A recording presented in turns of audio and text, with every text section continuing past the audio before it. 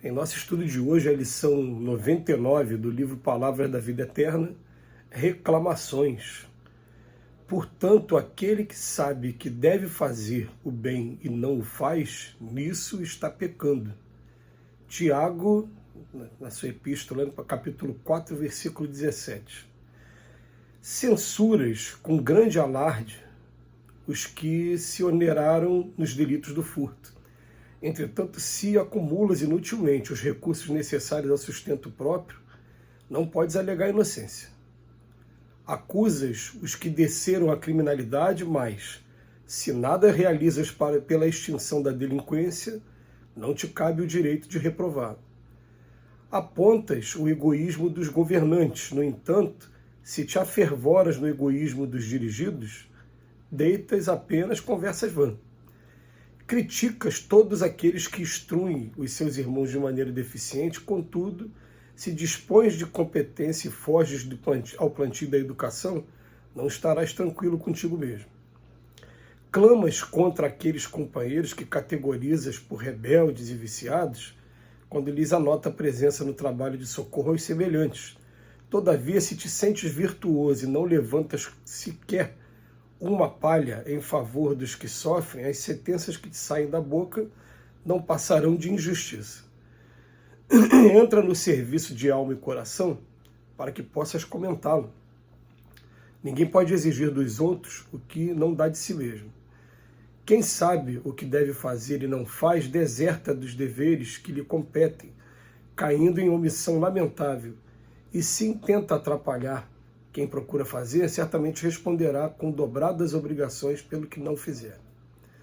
Que lição a lição de hoje. Vem falar de reclamações e a gente está sempre seguindo essa linha de raciocínio. Quem se entrega ao trabalho não tem muito tempo para reclamações. Primeiro ponto. A gente sabe que tem tanta coisa a se fazer que a gente não tem muito tempo para as críticas, para as reclamações. E segundo ponto, a gente está sempre falando sobre isso também, né? Que enquanto eu não estiver vivendo aquela situação que a pessoa está passando e estiver por dentro de cada nuance, cada detalhe de tudo que ela passa, eu não tenho o direito de fazer reclamação. Então eu vou ser aqui de maneira mais direta. Durante todo esse período aí de polarização política, todas as vezes que eu parei para conversar politicamente com alguém, eu falava assim, gente, o dia que eu tiver a coragem e o preparo moral também para ir lá me candidatar, né, para assumir um cargo político, e o dia que eu estiver no cargo político e conhecer todos os seus percalços e conseguir desempenhar da melhor maneira possível, eu posso reclamar. Enquanto eu estiver de fora, é muito fácil. A maioria das posturas, né, até que eu conheço, das pessoas que estão de fora, são posturas assim, quem está lá dentro está roubando. Né? E muitos queriam até estar lá dentro também de uma determinada função para poder estar fazendo a mesma coisa, cometendo os mesmos delitos. Então eu simplesmente falo assim, eu só tenho coragem de tecer uma crítica qualquer o dia que eu estiver lá fazendo a mesma coisa, o dia que eu estiver trabalhando com eles, vendo como é que é o trabalho deles. Porque é um trabalho muito árduo. E o próprio Emmanuel, ele tem textos falando sobre isso que chamam a nossa atenção, mas tem um especial, que está lá no livro Jesus no Lar, escrito por Ney Lúcio, que vem falando sobre o rei, o revolucionário. O título da lição é alguma coisa, o revolucionário, né? Ele queria depor o rei e tinha que ficar um dia do lado do rei acompanhando a atividade do rei. Quando ele olhou, isso aqui, falou, meu Deus, eu não tenho que condenar nada, eu tenho que ter pena dele. Né? Mas enfim, então o que acontece? Ele vem dizer aqui pra gente, a gente censura com grande alarde aqueles que entraram nos delitos do furto. Agora, se eu também tenho recursos necessários ao meu sustento e estou acumulando inutilmente, ele está, na verdade, eu não posso alegar inocência. O que ele está querendo dizer aqui é o seguinte, essa frase não é originariamente dele, não. Gandhi já falava isso. Aquele que possui é mais que o necessário, está cometendo furto com relação às outras pessoas. Porque tem um monte de gente privado do necessário. E realmente isso é triste, né? Você não ter o necessário, não ter com o que se alimentar, com o que se vestir, prover sua segurança. Isso é muito triste.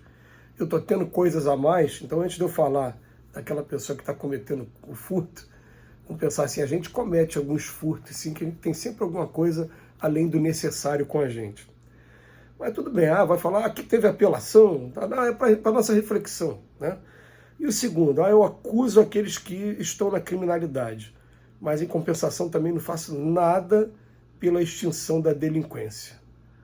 Então, quer dizer, eu estou criticando uma coisa que eu nem tomei iniciativa de fazer nada, eu não faço nada para melhorar o quadro, mas acaba entrando na crítica, na reclamação com aquele que está participando desse processo.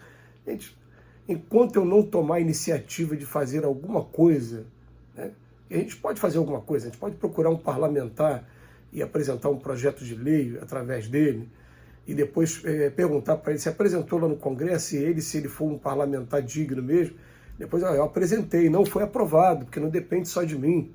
Nós temos tantos deputados, tantos vereadores, perdi, mas pelo menos tentou. Ou então você está trazendo no processo educacional dentro da sua casa, com aquelas pessoas que estão ao teu alcance, falando do crime, das consequências, enfim. Agora vem o terceiro que eu já falei sobre ele, né? Apontas o egoísmo dos governantes, no entanto, se te afervora no egoísmo dos dirigidos, deitas apenas conversas sãs. Quer dizer, entrei no egoísmo daqueles que são dirigidos também, né? Aí depois ele fala do processo educativo, eu vou falar mal dos professores. Gente, isso é impressionante. Eu fui avisado sobre isso há 20 anos atrás, né? Que quando você estiver fazendo uma palestra, falando em público, vai ter gente que vai sentar para ouvir a sua palestra só para pegar os pontos de crítica, só para prestar atenção. Uma palavra errada que você falar vai dizer que você não sabe nada de português.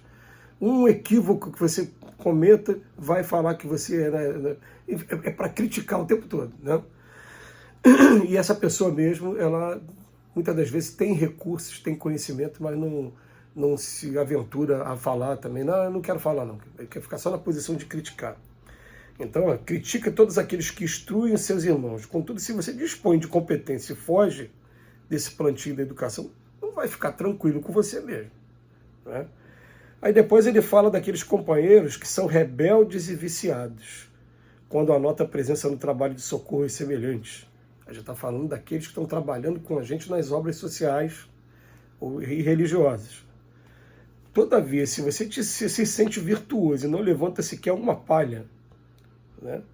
Pelo contrário, nessas obras a gente tem que fazer para poder contagiar aquele que está do nosso lado e ele também se levantar e também vir nos ajudar ou procurar uma outra coisa para fazer também. Então o Emmanuel deixa a frase para a gente, entra no serviço de alma e coração para que possas comentá-lo. Se eu quiser comentar, reclamar de alguma coisa, eu tenho que conhecer, gente. Tem uma passagem da vida do Gandhi maravilhosa que está tendo no filme do Gandhi, né, no livro e no filme. Está tendo uma discussão política fervorada e o Gandhi se levanta pela primeira vez. Ninguém conhecia o Gandhi. E no filme é até interessante, né, que ele é baixinho, magrinho, bota aquele óculos dele.